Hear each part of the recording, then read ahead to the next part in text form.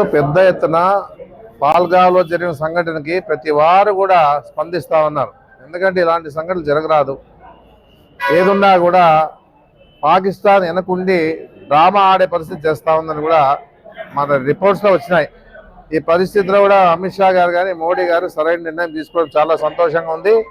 ఈ విధంగా టూరిస్టులు చంపడం ఏమి దమ్ము ధైర్యం ఉంటే ఎదుర్కోవాలి. కానీ ఇలాంటి టూరిస్టులు పోయిన వాళ్ళు వాళ్ళేం ఆయుధాలు ఉంటాయా వాళ్ళ చేతుల్లో? ఏమన్నా ఏదో వాళ్ళు సరదాగా ఫ్యామిలీతో పోయి ఉంటే ఈ విధంగా ఈరోజు చంపితే వాళ్ళ మనుషులే కాదని చెప్పేసి అర్థమవుతా ఉందని చెప్పేసి కూడా చెప్పడం లేదు. ఇంత తీవ్రంగా ఈరోజు అలాంటి వాళ్ళు చంపేది కాదు గొప్పతనం. దమ్ము ధైర్యం ఉంటే ఇండియాని ఎదుర్కోమను. ఆ సత్తా మీకుందంటే రాండి చూద్దాం.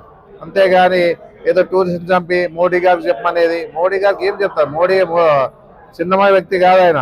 ఏదున్నా కూడా అనుకుంటే సాధిస్తారు అమిత్ షా గాని మోడీ గారు అని చెప్పేసి కూడా గట్టిగా చెప్పడం జరుగుతూ ఉంది.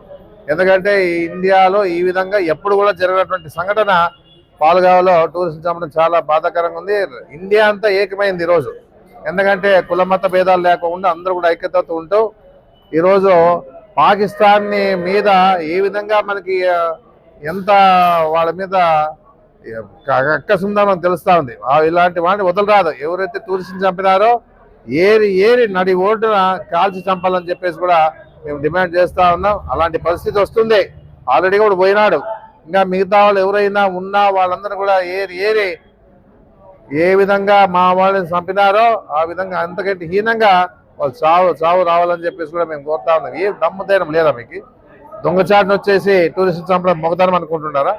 ఏదన్నా ఈరోజు ఈ విషయంలో ప్రతి వారు కూడా ఖండిస్తూ ఉన్నారు. ప్రతి వారు కూడా సపోర్ట్ చేస్తూ ఉన్నారు. ఏదన్నా కూడా ఈ రోజు ఉండే పరిస్థితుల్లో మన ఇండియా అంతా కూడా ఇండియాలో ఉన్నటువంటి అన్ని మతాల వారు కూడా ఏకమైనారు. ఏదన్నా కూడా